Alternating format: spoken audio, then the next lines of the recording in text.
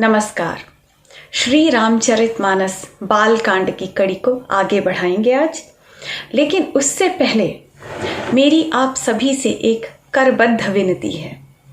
आज रविवार है, वीकेंड चल रहा है, आप संडे मना रहे हैं, नाना प्रकार के मनोरंजन के उपक्रम कर रहे हैं, लेकिन उसी में 1 घंटे या आधे घंटे का समय निकालकर आपके घर में जो भी पुस्तक रखी है, जो भी ग्रंथ है या नहीं है तो ले आइए और आधे घंटे का समय निकालकर आप भी श्री रामचरितमानस या श्रीमद् भगवद गीता या कुछ नहीं तो सुंदर कांड का ही अपने परिवार सहित पाठ कीजिए। मज्जन फल पेखिय तत्काला, काक होहि पिक बकौ मराला। सुनि अचरज करे जनि कोई, सत संगति महिमा नहीं गोई। यह संत समाज रूपी जो तीर्थराज है, इसमें डुबकी लगाने का, इसमें स्नान करने का फल तुरंत देखने में ऐसा आता है कि मानो कौवा, एक काला कौवा भी बगुले के समान उज्जवल हो जाता है। अब इसका अर्थ यह नहीं है कि इसको रेसिज्म नहीं कहना चाहिए। इसका अर्थ नहीं है कि कोई काला कौवा वास्तव में लिटरल मीनिंग में एक हंस बन जाता है। इसका अर्थ ऐसा कुछ है कि अंधकार में जिसे अज्ञानी पुरुष भी जब संत समाज के साथ रहता है तो उसे ज्ञान की प्राप्ति होती है, उसके मनस में ज्ञान रूपी प्रकाश फैलता है। और यह बात सुनकर कोई आश्चर्य ना करे, क्योंकि संत समाज की महिमा ही कुछ ऐसी है। बाल्मीकि नारद घट जोनी, निज निज मुखनि कहीं निज होनी। जलचर थलचर नभचर नाना, जे जड़ चेतन जीव जहाना। वाल्मीकि, नारद मुनि एवं अगस्त्य मुनि जैसे ऋषियों ने अपने अपने मुखों से अपने जीवन का वृतांत वर्णन किया है। जल में रहने वाले जलचर, थलचर अर्थात भूमि पर रहने वाले एवं नभचर अर्थात आकाश में विचरण करने वाले सभी जीव जंतु, समस्त जड़ चेतन, यह सभी ब्रह्मांड में ब्रह्म की माया के अनुरूप ही प्रकट होते हैं और इनके समस्त जीवन यात्रा का वृतांत मुनियों ने, ऋषि मुनियों, वाल्मीकि, नारद आदि ने वर्णन किया है। मति की रति गति भूति भलाई, जब जहि जतन जहां जहि पाई। सो जानब सतसंग प्रभाऊ, लोकहु वेद न आनउ पाऊ। समस्त ब्रह्मांड में इन सभी जड़ चेतन में से जहां भी जिसने भी अपने यत्न से, बुद्धि से कीर्ति, सद्गति, विभूति एवं भलाई पाई है, वह सभी सत्संग के प्रभाव स्वरूप ही तो हैं। वेदों और लोक श्रुतियों में इन सभी सद्गतियों को प्राप्त करने का कोई दूसरा मार्ग है ही नहीं। बिनु सतसंग विवेक न होई, राम कृपा बिनु सुलभ न सोई। सतसंगत मुद मंगल मूला, सोई फल सिद्धि सबन साधन फूला। अगली चौपाई में बाबा ने सत्संग की महिमा का और विस्तार से वर्णन करते हुए कहा है, बिनु सतसंग विवेक न होई, राम कृपा बिनु सुलभ न सोई। सतसंगत मुद मंगल मूला, सोई फल सिद्धि सब साधन फूला। सत्संग के बिना विवेक हो ही नहीं सकता और श्री राम जी की कृपा के बिना वह सत्संग भी सुलभ नहीं होता। सत्संगत ही आनंद एवं कल्याण की जड़ है। सत्संग की सिद्धि ही फल है और सब साधन तो फूल हैं। अब यहाँ पर जो सत्संग द्वारा आनंद की प्राप्ति का वर्णन किया गया है, उसका अर्थ भौतिक सुख से नहीं होता है। ये हैप्पीनेस नहीं है जो आप मटीरियलिस्टिक वर्ल्ड में जिसको रेफर करते हैं हैप्पीनेस। इसका अर्थ है द स्टेट ऑफ डिलाइट, परम आनंद, सच्चिदानंद।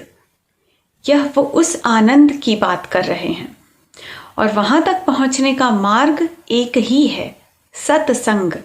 सज्जन के साथ जब आप रहते हैं तब आप ज्ञान की प्राप्ति करते हैं। अब इसका भी अर्थ जो है, सज्जन शब्द का अर्थ भी काफ़ी ज़्यादा इसको डाइल्यूट कर दिया गया है आज के परिप्रेक्ष्य में। इसका वास्तविक जो अर्थ है वह यह होता है कि जो ज्ञानी जन हैं, यदि आप ज्ञानियों के साथ रहेंगे, जो स्वयं ज्ञान मार्ग के अभिलाषी हैं, ज्ञान प्राप्ति करने के इच्छुक हैं, उनके साथ जब आप रहते हैं तो आप में भी वह जिज्ञासा जागृत होती है, और जिज्ञासा ही ज्ञान का साधन है। इसीलिए सत्संग की महिमा अपरंपार है। जब तक आप ज्ञानी जनों का साथ नहीं करते हैं, सही लोगों का साथ नहीं करते हैं, सही लोगों का चुनाव नहीं करते हैं अपने जीवन में, तब तक आप उन्नति की ओर, आप ज्ञान प्राप्ति की ओर बढ़ ही नहीं सकते हैं। और यहीं पर कुछ लोग जो कहते हैं ना, बी अकोमोडेटिव, आप किस परिप्रेक्ष्य में इस शब्द को, इस फ्रेज को कहते हैं, ये भी देखना पड़ता है। क्योंकि जब आप ये कहते हैं बी अकोमोडेटिव, तो उसका अर्थ क्या है? क्या आप केवल घर के बाहर लोगों से मिलने जुलने को लेकर ये कह रहे हैं बी अकोमोडेटिव, या आप अपने नैतिक एवं अपने संस्कारिक मूल्यों का पतन होने को भी अकोमोडेटिव होने की संज्ञा दे देते हैं?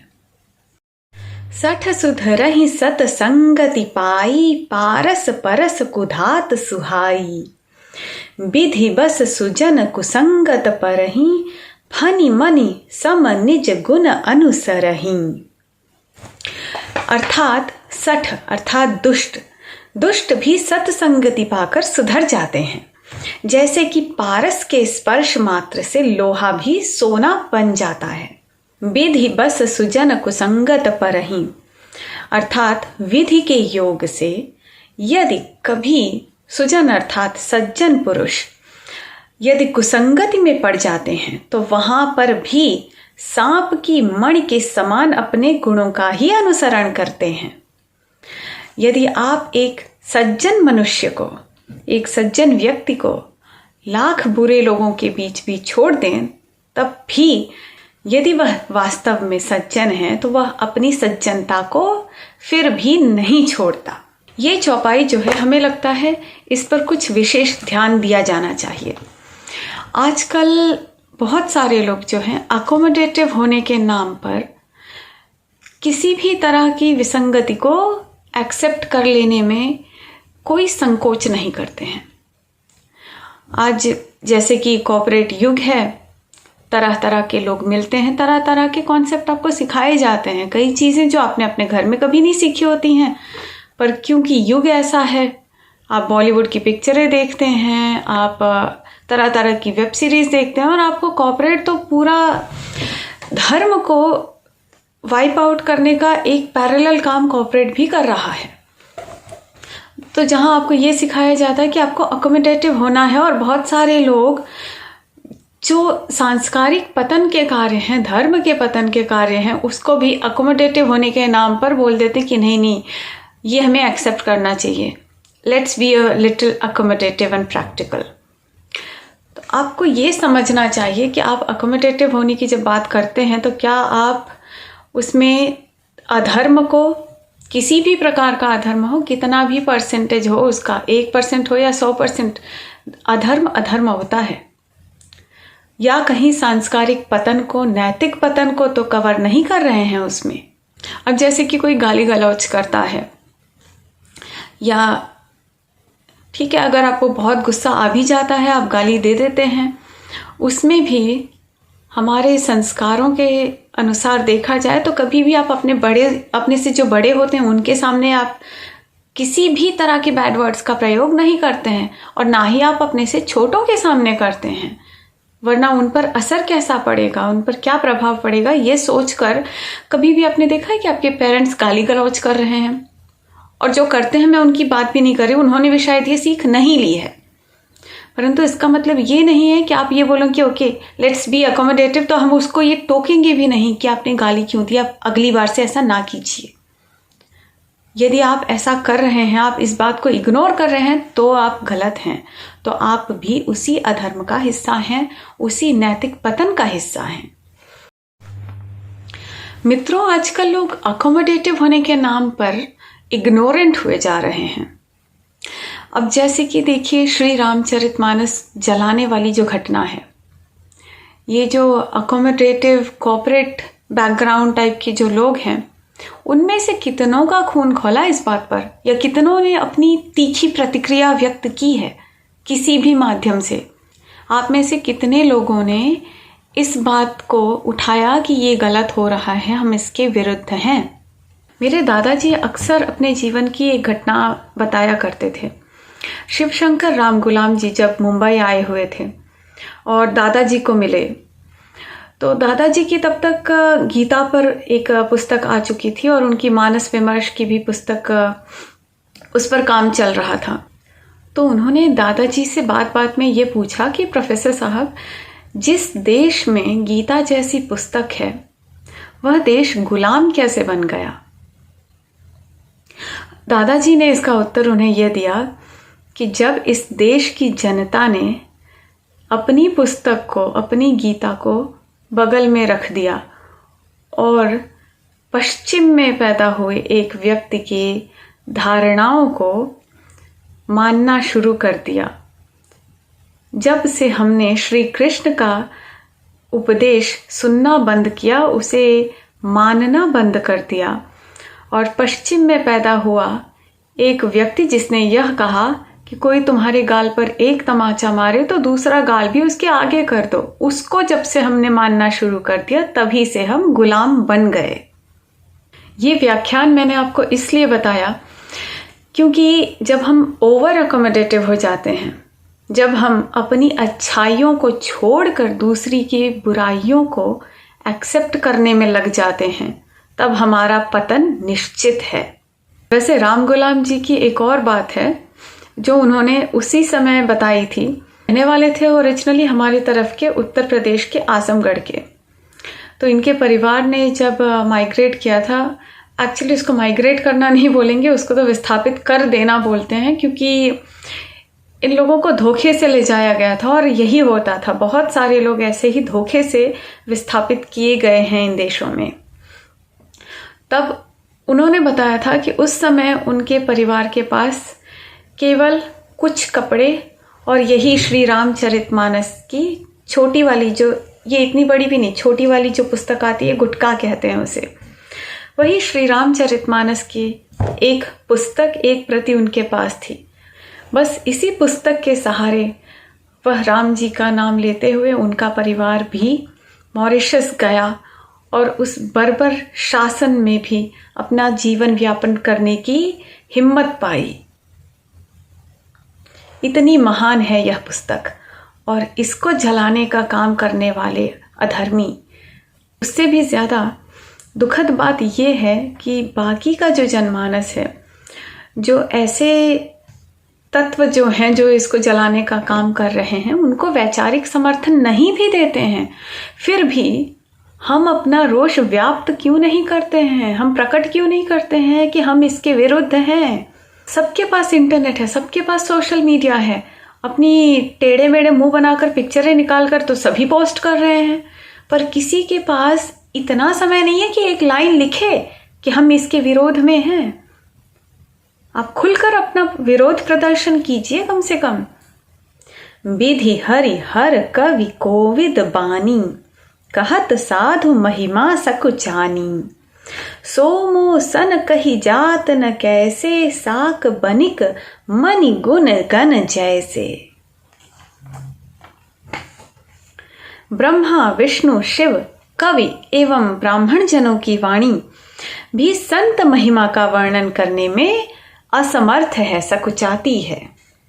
सोमो सन कही जात न कैसे, बाबा स्वयं को इतना असमर्थ बताते हैं संत समाज की महिमा करने के लिए कि वह कहते हैं कि मुझसे तो यह महिमा उसी प्रकार गाई भी नहीं जाती जिस तरह साग तरकारी बेचने वाले वणिक से मणियों के गुण समूह नहीं कहे जा सकते। देखिए, जो ऋषि मुनि होते हैं, जो ज्ञानी जन होते हैं, उनका सबसे बड़ा जो गुण होता है वह ये कि वो स्वयं को सदैव तुच्छ समझते हैं दूसरे ज्ञानियों के समक्ष। आप समाज में भी देखेंगे कई सारे ऐसे लोग होते हैं जो ज्ञानी होते हैं, वो कम बोलते हैं, वो आपको हाथ जोड़कर आपका स्वागत करेंगे, आपका सम्मान करेंगे। परंतु जो दंभी होते हैं, जिनको कोई ज्ञान नहीं है, अज्ञानी हैं, वो हमेशा अपनी ही बड़ाई हाँकते रहेंगे। आप देखिए कई सारे लोग ऐसे बात करते हैं ना, हमारी ये कांटेक्ट है, हम ये करा देंगे, हम चुटकी बजा के करा देंगे, कोई भी काम हो मुझे बोलना, हम तुरंत कर देंगे। और जब आप काम बोलने जाएंगे तो वो गायब हो जाते हैं, क्योंकि उनसे कुछ नहीं होता है। वो सिर्फ अपनी शेखी बघारने के लिए कुछ भी उलझलूल बोलते रहते हैं। हाँ, जो ज्ञानी जन हैं वो आपको हमेशा कम बोलते हुए निर्मल स्वभाव के, शांत स्वभाव के ही मिलेंगे। बंदौ संत समान चित, हित अनहित नहीं कोई, अंजलि गत शुभ सुमन, जिमि सम सुगंध कर दोई। मैं संतों को प्रणाम करता हूँ जिनके चित्त में समता है, जिनका न कोई मित्र है और न शत्रु, अर्थात जो सभी के लिए समभाव रखते हैं। आप उनका अहित भी करने की सोचें तब भी वह आप पर कृपा ही करेंगे। जैसे अंजलि में रखे हुए दो सुंदर फूल दोनों ही हाथों को समान रूप से सुगंधित करते हैं, वैसे ही संत शत्रु और मित्र दोनों का ही समान रूप से कल्याण करते हैं। संत सरल चित जगत हित, जानी सुभाव सनेहु, बाल विनय सुनि करि कृपा, राम चरण रति देहु।